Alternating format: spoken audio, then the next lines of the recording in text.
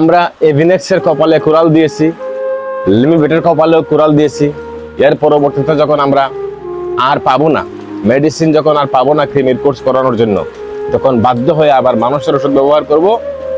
আর যখন মানুষের ওষুধের পার্শ্ব প্রতিক্রিয়াটা ভালো লাগবে না, তখন বাধ্য হয়ে আমরা বিদেশি মেডিসিনের উপর নির্ভরশীল হয়ে যাব।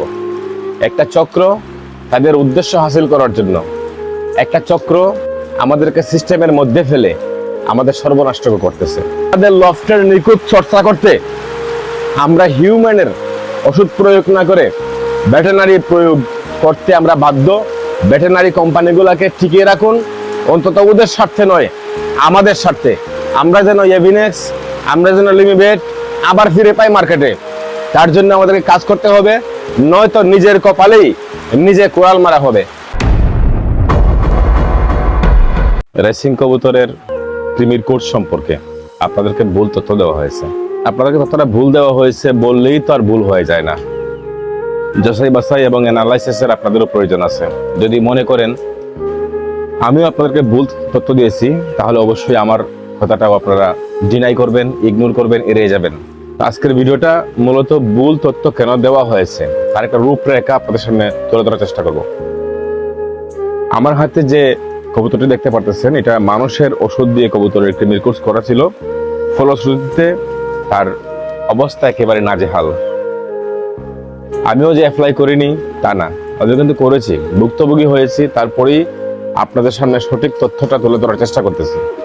বাংলাদেশে যেই পরিমাণ লফট আছে, যেই পরিমাণ কবুতর আছে, আপনারা তা ভাবতেও পারবেন না কি পরিমাণ কবুতরের লফট বাংলাদেশে আছে। দেশি কবুতর বা দেশাল কবুতর, গিরিবাজ কবুতর, পক্ষান্তরে রেসিং কবুতর, ফ্যান্সি কবুতর যদিও চোখে পড়ে না, ফ্যান্সি কবুতরটা প্রায় বিলুপ্তির পথে। এটা কেন বিগত দিনগুলোতে এর আগেও একটা ভিডিওতে বলেছি, আগামীতেও যদি আপনারা চান তাহলে একটা ভিডিওতে বলার চেষ্টা করব। আসি আমরা কবুতরের ক্রিমির কোর্স কেন ভুল তথ্য আপনাদেরকে কোন কারণে দেওয়া হয়েছে এ নিয়ে একটু আলোচনা করার চেষ্টা করি। যেখানে আগে মুরগের ওষুধ কবুতরকে দেওয়া হতো, এখানে তারা কবুতরের ওষুধের চাহিদার উপর নির্ভর করে, কবুতরের ওষুধের চাহিদা দেখে মুরগের পাশাপাশি কবুতরের ওষুধ তারা তৈরি করে, বা এমন মেডিসিন তৈরি করে যেটা মুরগও অ্যাপ্লাই করা যায়, পাশাপাশি কবুতরও অ্যাপ্লাই করা যায়। ক্রিমির কোর্স করাতে গিয়ে আমরা যে পরিমাণ আমরা ক্রিমির কোর্সের বেলায় ভেটেরিনারি ওষুধ আমরা গ্রহণ করে থাকি বা নিয়ে থাকি, এ থেকে একটি দুষ্ট চক্র আমাদেরকে চাচ্ছে যে আমরা যেন এই ভেটেরিনারি জগৎ থেকে সরে যাই। সরলে কি হবে এবং কি চাচ্ছে তারা, এটাই মূলত আলোচনার মূল বিষয়। আমরা যখন মানুষের ঔষধ অ্যাপ্লাই করব কবুতরের উপর, এক্ষেত্রে কবুতরের পালকের অবস্থা খুবই খারাপ হয়ে যায়। আমরা ভুক্তভোগী হব বা ভুক্তভোগী হচ্ছি। ভুক্তভোগী হওয়ার ফলশ্রুতিতে আমরা কোনো এক সময় বিদেশি মেডিসিনের উপর নির্ভরশীল হয়ে যাব।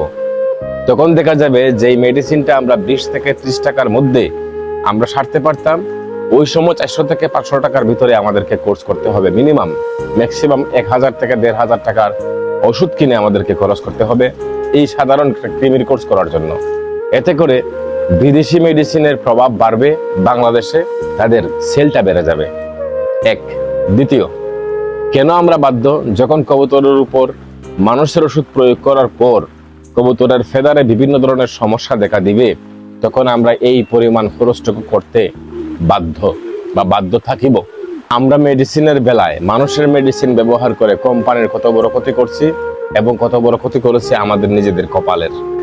আমরা যদি নিয়মিত কবুতরের ক্ষেত্রে ভেটেরিনারি ওষুধ ব্যবহার করতাম, তাহলে ভেটেরিনারি মেডিসিন হিসাবে এভিনেক্স একদম সেরা একটা প্রান্তে ছিল, একদম সেরা একটা পর্যায়ে ছিল। এভিনেক্স আমরা ছোট বড় সবাই ব্যবহার করতাম।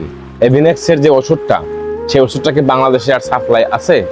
না, উত্তরটা নেই।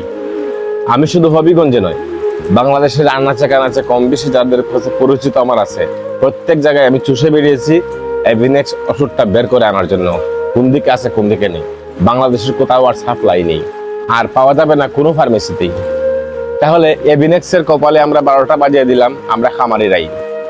পরক্ষণে আমরা যে মেডিসিনটা পাই বা আমরা যে মেডিসিনটাতে কাজ করি, সেই মেডিসিনটা হচ্ছে আপনার লিমিভেট, 10 গ্রামের একটা প্যাকেট লিমিভেট। এভিনেক্সের যে কার্যক্ষমতা লিমিবেটের সেই কার্যক্ষমতা।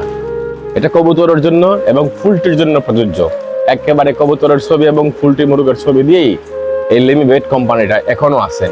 তবে সবচেয়ে দুঃখের বিষয় হচ্ছে আমরা প্রান্তিক খামারিরা, আমরা ছোট বড় খামারিরা যারা বুঝি না, যারা আমরা হুজুগে, যারা আমরা ভিডিও দেখে দেখে মানুষের ওষুধ ব্যবহার করেছি, যে কারণে ওদের সেলসটা একেবারেই কমে গেছে।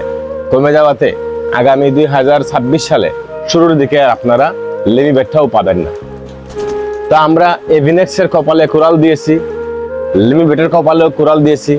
এর পরবর্তীতে যখন আমরা আর পাবো না মেডিসিন, যখন আর পাবো না ক্রিমির কোর্স করানোর জন্য, তখন বাধ্য হয়ে আবার মানুষের ওষুধ ব্যবহার করব।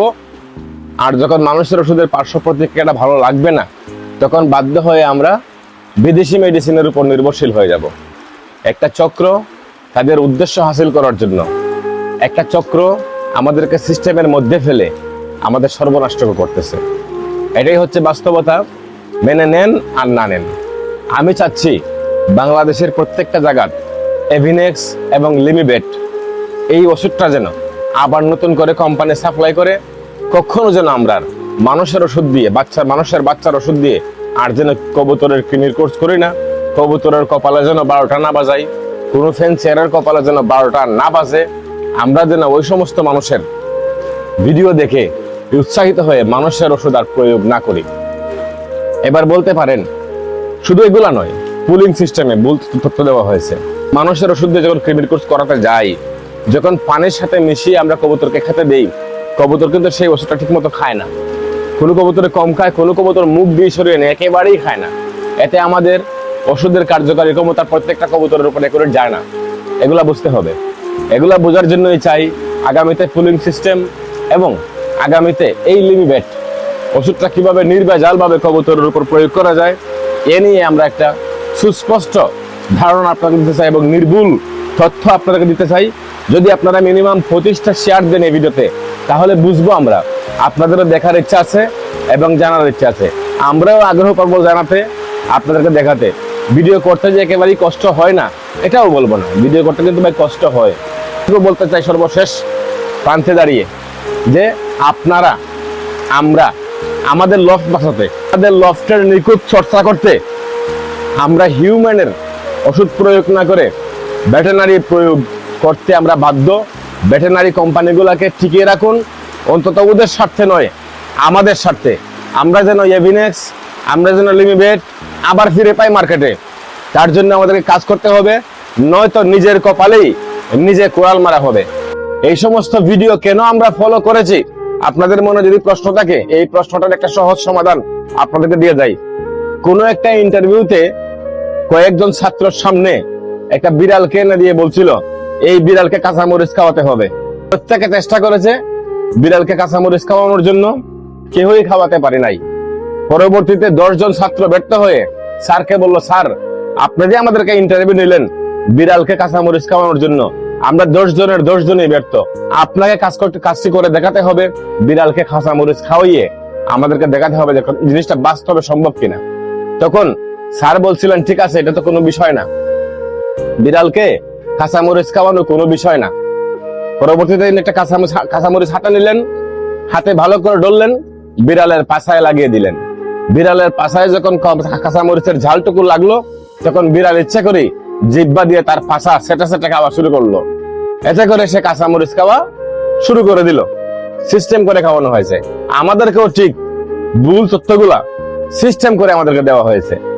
একটা সিস্টেমেটিক ভাবে, একটা সিন্ডিকেটের মাধ্যমে, একটা সুচারু ভবিষ্যৎ পরিকল্পনা হাতে নিয়ে তারা আমাদেরকে এরকম তথ্য দিয়েছে। আর এই তথ্যের পিছনে আমরা ছুটে আমাদের সর্বনাশটুকুই আমরা করছি। অন্তত বাংলাদেশের মধ্যে ভেটেরিনারি জগতের কৃমির ওষুধ দিয়ে যাত্রা শুরু হোক আমাদের। আমরা চাই প্রত্যেকটা পাড়ায় পাড়ায়, প্রত্যেকটা মহল্লায় যতগুলো ফ্যান্সিয়ার আছি, আমরা প্রত্যেকটা ফার্মেসিতে গিয়ে ভেটেরিনারি ওষুধের মধ্যে এই এভিনেক্স এবং লিমিবেট ওষুধের জন্য আমরা প্রত্যেকটা ফার্মেসি চাপ দেই, যাতে করে আমাদের এই ভেটেরিনারি চিকিৎসার কৃমির ওষুধটা ফিরে আয়, আমাদের কপালটা শেষ পর্যন্ত রক্ষা পায়। 25টা শেয়ার দাবি করছি পরবর্তী ভিডিওর জন্য। যদি আপনারা দিতে পারেন 25টা শেয়ার, তাহলে ইনশাল্লাহ পরবর্তী ভিডিও আপনাদের সামনে নিয়ে আসবো। ভালো থাকবেন। আসসালামু আলাইকুম।